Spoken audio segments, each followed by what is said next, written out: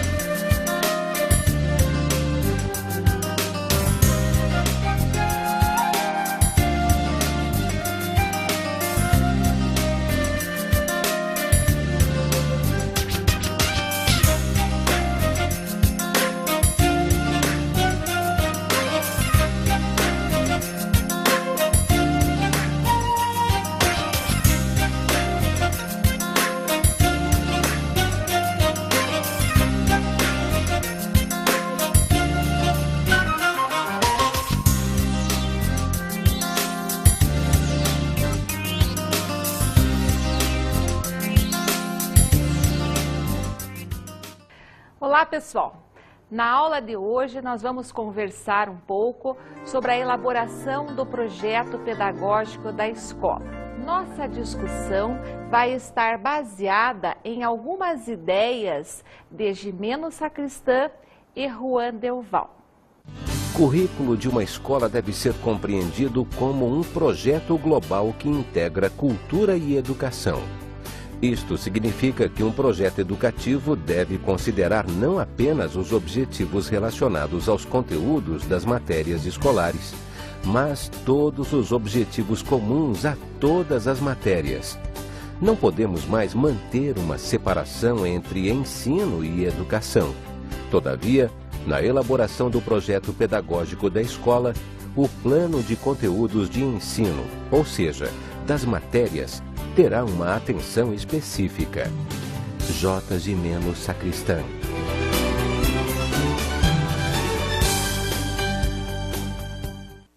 A partir das palavras de Sacristã, em que ele explicita que o plano curricular das escolas não se limita apenas a um rol de conteúdos do ensino, nós podemos dizer que, em síntese, o conceito de projeto educativo, projeto pedagógico e projeto curricular tem o mesmo significado, uma vez que estes projetos eles não estão voltados, ou seja, uma vez que a elaboração de um projeto pedagógico na escola não pode estar voltado somente para a definição dos conteúdos curriculares, mas pensar a escola como um todo, todas as práticas educativas vivenciadas pelo aluno dentro da escola. A fundamentação do projeto pedagógico deve levar em conta duas questões: as questões presentes no cotidiano escolar e as relações sociais que permeiam a vida do aluno dentro e fora da escola. O que isso quer dizer? Significa que quando os professores vão elaborar a sua proposta pedagógica, a proposta pedagógica da sua escola, eles precisam, antes de mais nada, conhecer o seu aluno. E de que forma que isso vai acontecer? Eles precisam adquirir o hábito de observar e ouvir os interesses, as necessidades, as formas de compreensão do aluno. Precisam ainda tomar como referência constante, como referencial permanente, os conhecimentos prévios que a criança traz para dentro da escola, pois são estes conhecimentos que vão dar ao professor o subsídio e a consistência para que ele possa transmitir os conhecimentos científicos. Então, essas duas questões são fundamentais.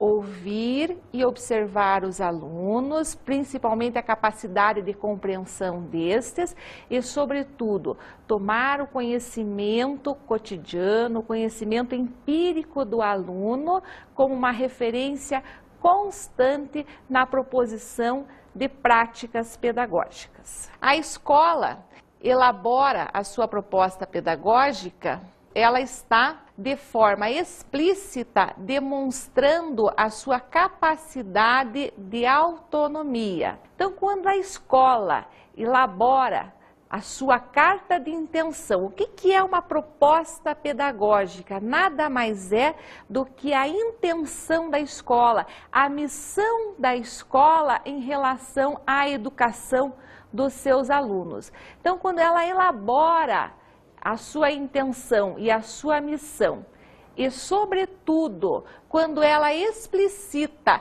quais são os caminhos que ela vai tomar na direção do cumprimento desta missão, no cumprimento desta tarefa, ela está demonstrando a sua capacidade de reflexão e de ação coletiva. Isso significa a sua capacidade de autonomia.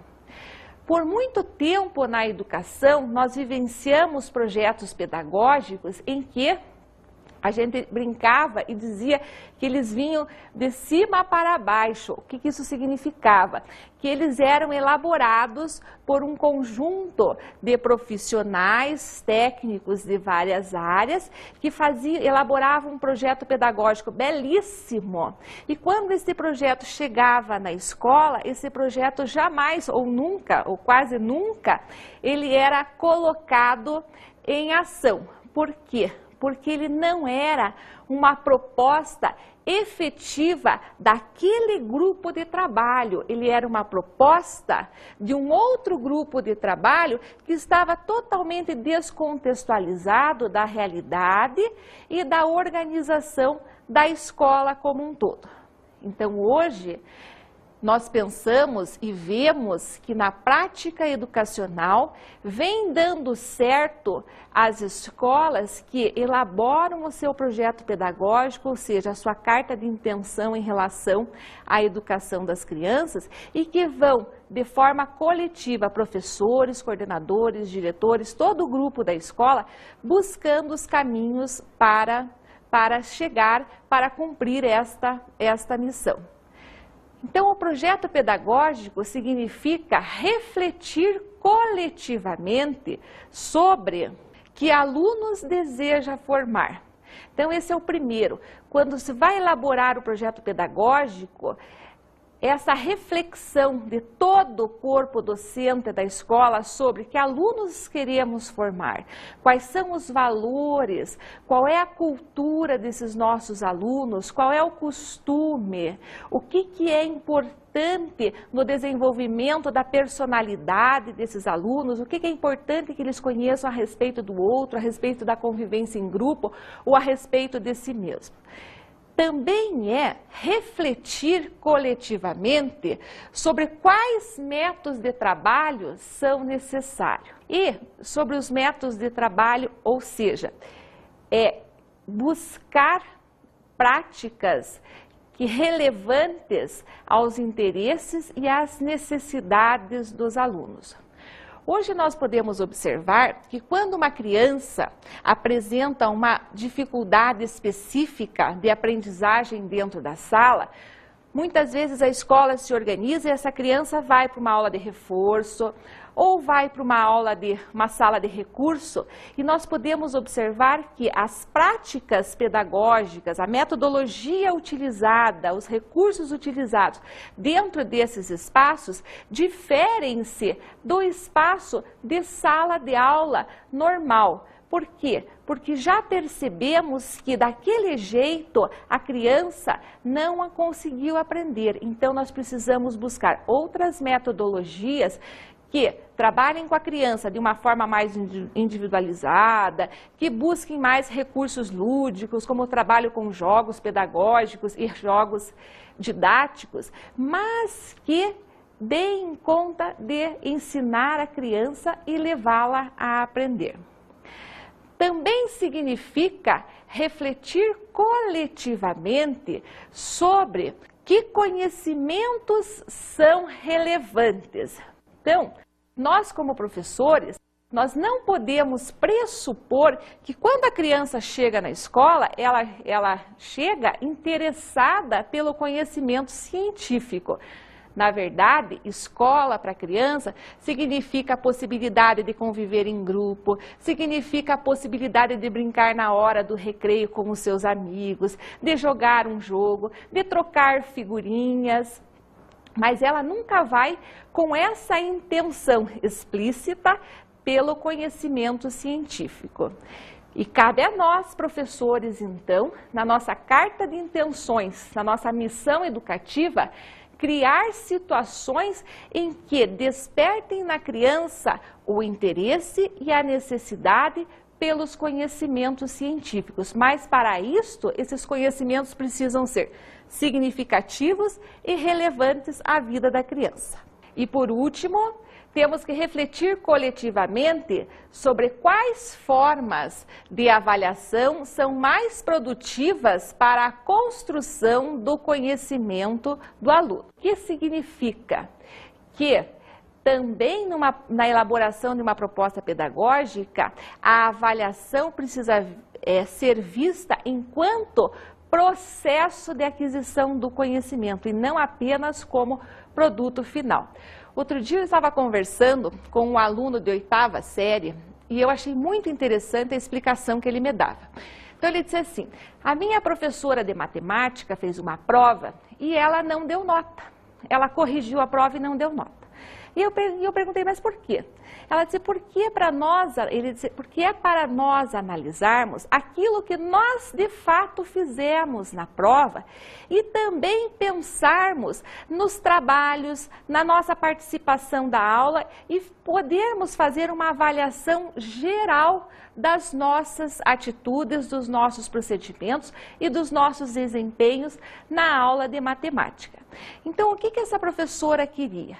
Mostrar para o aluno que, apesar de culturalmente a prova ser um grande instrumento de avaliação, ela não era a mais importante, ela era apenas um recurso a mais e ela deveria servir para o aluno como um processo e não como um produto final, ou seja, que ele pudesse ver naquela prova aquilo que ele acertou, aquilo que ele errou, que ele se detivesse nas questões que ele fez e não simplesmente na nota, e que ele também se desse conta de que se o desempenho dele na prova não foi muito bom, mas que ele se desse conta que durante a aula ou que na elaboração de um trabalho em grupo, o desempenho dele tinha sido melhor. Então, deste modo, a avaliação ela está contribuindo para a aprendizagem dos alunos.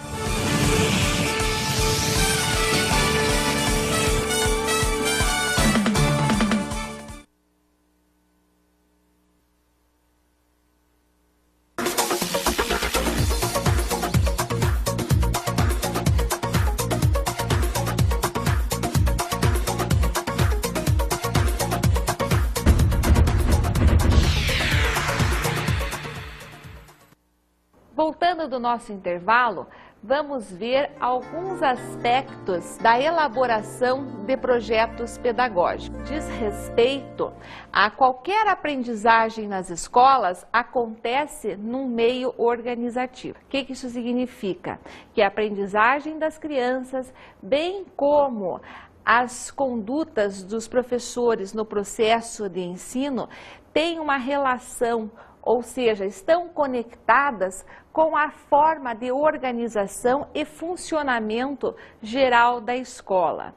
Isso significa, por exemplo, o tempo que é dado, o tempo semanal que é dado para cada disciplina ou para cada matéria dentro da escola, o tempo em que os alunos ficam dentro da escola, a organização de entrada, saída, as normas de condutas, bate o sinal para o recreio, quanto tempo tem o recreio, forma-se fila ou as crianças vão direto para a sala, ou mesmo a própria organização do espaço físico. São carteiras em grupo ou são carteiras individuais? Dentro da sala existe todo um material, um aparato para que as crianças possam pesquisar ou as pesquisas são feitas fora da sala? É norma ou é regra da escola as crianças poderem sair durante a aula para fazer uma pesquisa na biblioteca ou elas só podem sair depois? Então, toda essa forma de organização geral da escola, ela vai se refletir no desenvolvimento do currículo e das práticas educativas da escola em relação ao que o professor está ensinando e em relação ao que o aluno está aprendendo.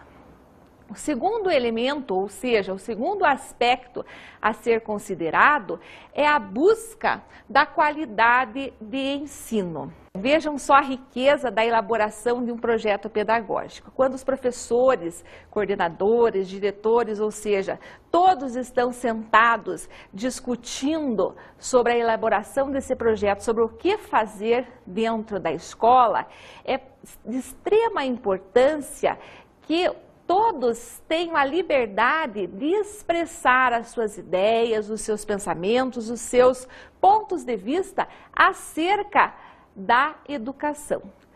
Todavia, para que haja uma qualidade de ensino, é necessário que este represente o pensamento da comunidade, ou seja, o pensamento da coletividade. Então, na elaboração de um projeto pedagógico, os professores terão a possibilidade de colocar as suas ideias, mas eles também vão estar ali analisando e discutindo e buscando pontos em comum para que estes pontos sejam a expressão das ideias da coletividade, das ideias do corpo docente. E o terceiro aspecto em relação à elaboração do planejamento pedagógico diz respeito à cultura não se esgota nas matérias escolares. O que isso quer dizer? Que temas relacionados à arte, à música, ao esporte, lazer, à história, aspectos de necessidades sociais, enfim, todos os temas relacionados à cultura, eles não podem fazer parte como atividades extracurriculares ou complementares. Eles têm que fazer parte do próprio conteúdo, do rol de conteúdo do ensino, ou seja, fazer parte de todas as matérias, das matérias como um todo. E, em quarto lugar, a escola como fonte de experiências educativas. Um outro aspecto que precisa ser contemplado no projeto pedagógico é de que, claro que nós sabemos que a escola é o lugar privilegiado das crianças de estarem aprendendo o conhecimento científico, ou seja, é um espaço privilegiado de transmissão e de aquisição do conhecimento científico. Mas a escola não é só isso, ela precisa educar o aluno na sua totalidade. Então, todas as experiências educativas são de suma importância, vivenciadas pelo aluno na escola, são de suma importância. O que isso quer dizer? Que o desenvolvimento da criança na aprendizagem de normas, de regras de conduta, de relações de cooperação, a possibilidade da criança estar discutindo seus pontos de vista, seus problemas, discutindo e expondo as suas satisfações, enfim, toda essa convivência da criança dentro do espaço escolar, ela é de suma importância que esteja contemplada na elaboração do projeto pedagógico. E aí, muitas vezes, o professor precisa ter espaços dentro da aula para que ele possa conversar com os alunos sobre o relacionamento deles, sobre a organização de um trabalho, sobre algumas normas combinadas que não estão funcionando, e não simplesmente transmitir o conhecimento científico como se as outras relações que permeiam, as outras experiências educativas do aluno na escola não tivessem importância. Dando sequência à busca da congruência de estilos pedagógicos. É de fundamental importância que os professores tenham estilos pedagógicos coerentes, em que eles possam ter a mesma linguagem e as mesmas atitudes frente ao aluno. Então, por exemplo, o estímulo à aprendizagem da leitura não pode ser apenas da responsabilidade do professor da língua portuguesa, mas precisa ser da responsabilidade de todos os professores. A própria educação das crianças a aprender a conviver em grupo precisa ser da responsabilidade e do compromisso de todos os professores. Só para dar um exemplo para vocês, outro dia eu fui convidada para dar uma assessoria em uma escola e o tema era sobre educação infantil. E quando eu cheguei na escola, eu fiquei muito feliz porque eu vi que estavam presentes diretores, coordenadores, mas todos os professores da escola, desde os professores das crianças de 4 anos de idade, da educação infantil, inclusive os professores, até os professores de 4ª série.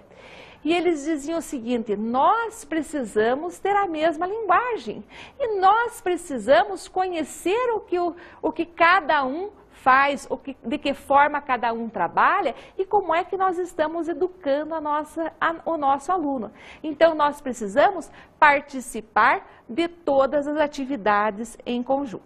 E o último é a coordenação e a integração como instrumentos de desenvolvimento profissional. Por muito tempo, nas escolas, os professores trabalharam individualmente, cada um fazendo o seu trabalho. Hoje, como as escolas têm essa possibilidade de elaborar a sua proposta pedagógica, os professores também, ou melhor, é dado aos professores a possibilidade de socializar os seus conhecimentos e, com isso, enriquecer a sua prática individual.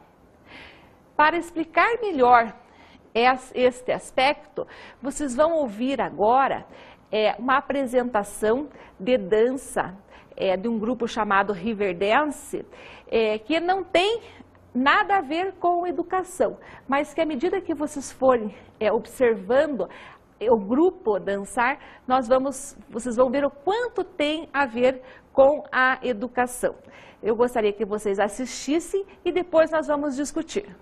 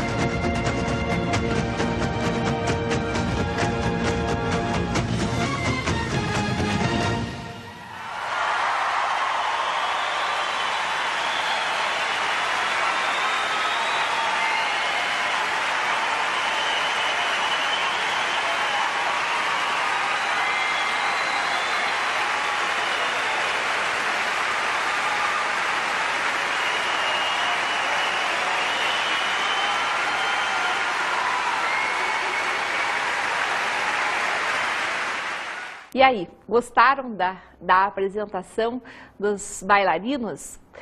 Então, o que eu gostaria de mostrar para vocês que nesta apresentação, ou seja, a dança coletiva implicou em muito trabalho junto, em esforço coletivo, em um estar ajudando o outro, para que eles pudessem chegar a esse nível de perfeição. E eu vejo que a qualidade de ensino dentro de uma escola retrata exatamente isso. A força de trabalho coletivo, um ajudando o outro, um sendo humilde com o outro, dizendo não entendi, preciso da sua ajuda, venha cá, me dá uma mão. Então, embora não tenha relação com a educação, ele se reflete bem como uma elaboração de um projeto pedagógico. Ali era de um projeto de dança. E, finalmente, vamos explicitar algumas ideias de Juan Delval sobre 3 elementos essenciais da educação na escola. O primeiro deles é uma pessoa que tenta ensinar. Então, desses 3 elementos, Juan Delval coloca uma pessoa que tenta ensinar. Quem é esta professora? É o professor que, assumindo a sua autoridade dentro da escola, precisa ser um modelo para o aluno. Isso significa que ele não pode trazer as respostas prontas, mas ser o guia, o auxiliar do aluno na busca das soluções para os problemas que ele precisa resolver. O segundo elemento essencial diz respeito a um indivíduo que se pretende que aprenda, ou seja, é o aluno que chega na escola com o seu conhecimento cotidiano e que dentro desse espaço coletivo ele vai adquirir o conhecimento científico, do qual vai explicar as coisas que acontecem na sua vida, na sua prática social. E o último elemento está relacionado a um conhecimento que se tenta transmitir. Que conhecimento é este? Um conhecimento científico, mas que precisa ser relevante à vida do aluno, precisa ser contextualizado às reais necessidades e interesses do aluno, precisa ser apresentado em forma de problemas a ser resolvidos.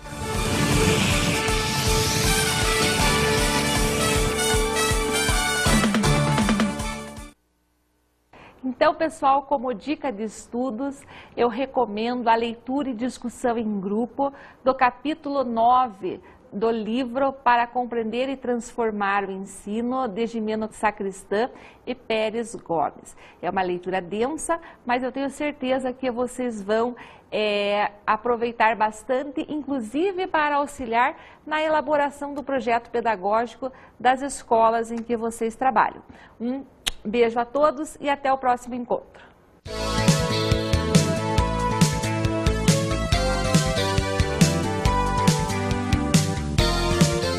Na aula de hoje, a professora Ida nos falou sobre a elaboração do projeto pedagógico da escola. E sobre a importância do desenvolvimento da capacidade de autonomia das escolas na elaboração deste projeto, que significa a explicitação de uma missão, de uma tarefa a ser cumprida e dos caminhos relevantes a esta tarefa. Estudamos os aspectos da elaboração de projetos pedagógicos. E dentre esses aspectos, a busca da qualidade de ensino, ela é essencial na elaboração do projeto pedagógico, bem como na vivência de práticas educativas dentro da escola. Vimos os elementos essenciais da educação na escola. Uma pessoa que ensina, um indivíduo que se pretende que aprenda e um conhecimento a ser transmitido. São aspectos essenciais na elaboração do planejamento, na elaboração do projeto pedagógico da escola. Até a próxima aula!